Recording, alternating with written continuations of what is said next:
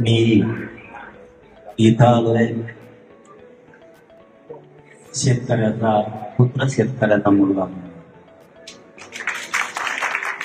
मी कधी माझी बाजू लपून ठेवत नाही. मागचे कोण बडबड करते त्याला बाहेर हाकून देण्यात बस. तुमच्या या असल्या चुकीमुळं काय होतं ते सुद्धा कालचं सांगतो मी तुम्हाला. त्यांना पहिलं बाहेर काढा, नाही तर गप्पा साडायला. काल बच्ची हो ज्यावेळेस सांगत होते, तुम्ही शांत न ऐकल्यामुळं तुमच्यातलं आणि नेतृत्वातलं काय दुरावा होतो शब्दाचं हे तुमच्या लक्षात नाही. आंदोलन कोणत्या वळणावरती आहे, नेतृत्व करणारे तुम्हाला काय सांगायले, तुमच्या ह्या हरड्यामुळं गोंधळामुळं तुम्हाला कळत नाहीये भूमिका काय घ्यायची. तुमच्या गोंधळामुळे तुम्ही ऐकलं नाही. कारण आम्ही काल ते बघितलं, बच्चू भाऊ सांगत होते त्या लोकांना मिळत लागत नव्हता काय चाललंय. कारण तुम्ही तुमच्या त्याच्यात दंग होता. एखादी मोठी लढाई जिंकायची, आपण किती संयमानं शांततेनं काय शब्द केले, त्या शब्दाचे काय प्रयोग आहेत, त्याचे किती अर्थ होते, आपल्याला कसं आंदोलन पुढे चालवायचं हे जिंकायचं कसं. कारण मूळ गाभा आंदोलक असतो.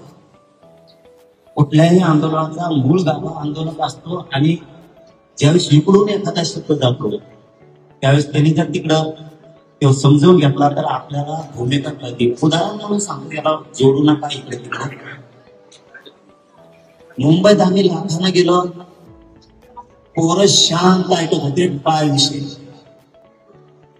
पुढं काय करायचं ठरलंय, आता काय करायचं ठरलंय आणि संध्याकाळी काय सांगणार आहे.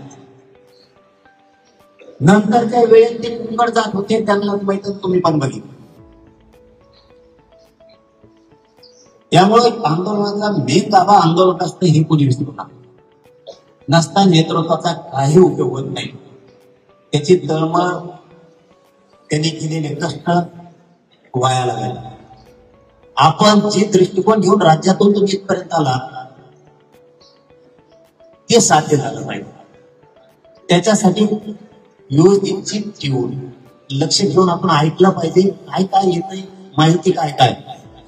बऱ्याचशा लोकांना का मला वाटतं बच्चू भाऊ बोलले, नवले साहेब बोलले, साहेब बोलले, आम्हाला जे वाटत होतं ना त्याच्यातल्या 25% लोकांना सुद्धा कळलं नाही हे काम कसे कसे ठरवायचे. बाबा हो, तुम्ही 500 किलोमीटरहून इथपर्यंत एखाद्या मागणी मान्य करण्यासाठी आलात, तुम्ही जर लक्षच नाही दिलं तरी ते कसं समजेल. इथून पुढच्या काळात तरी शांतता, संयम ठेवा आणि काय दिशा आहे त्याच्यावरती लक्ष ठेवायचं. विषय असा आहे, मी शेतकरी म्हणून इथं आलो आणि माझं मूळ येण्याचं कारण सांगतो. मी आजारी आहे, मला काल आणखी लय त्रास. मी काल ते 6:30 वाजता बघितलं, डाव टाकला. म्हणलं आपण घरात नाही जोडस. मी तुपकर साहेबांना फोन केला आणि त्यांना सांगितलं की बाबा मी गोळ्या औषध निघतोय. 7 वाजता मी पहिला फोन बच्ची भाऊला केला सर निघतोय म्हणून. कारण ते दम निघत नव्हता, कारण त्याच्यातून आम्ही आलो. आता टप्पा कसा असला पाहिजे आणि आता आंदोलनाची भूमिका काय असली पाहिजे. टाकलेलं सरकारचं षड्यंत्र, डाव कसा मोडायचा तो प्रति डावानच मोडावं लागेल तर आपण यशस्वी होऊ. आपण मात्र आपलं नागपूरकडे निघलं पाहिजे म्हणून आम्ही आलो.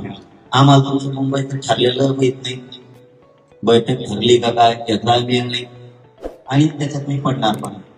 कारण आंदोलन पाहिल्याची वेगळी वेगळी पद्धत असते. नवीन नवीन घडामोडी पाहण्यासाठी आजच आम्ही मुंबईकर 24 तासला लाईक करा, सबस्क्राईब करा आणि अपडेट राहा.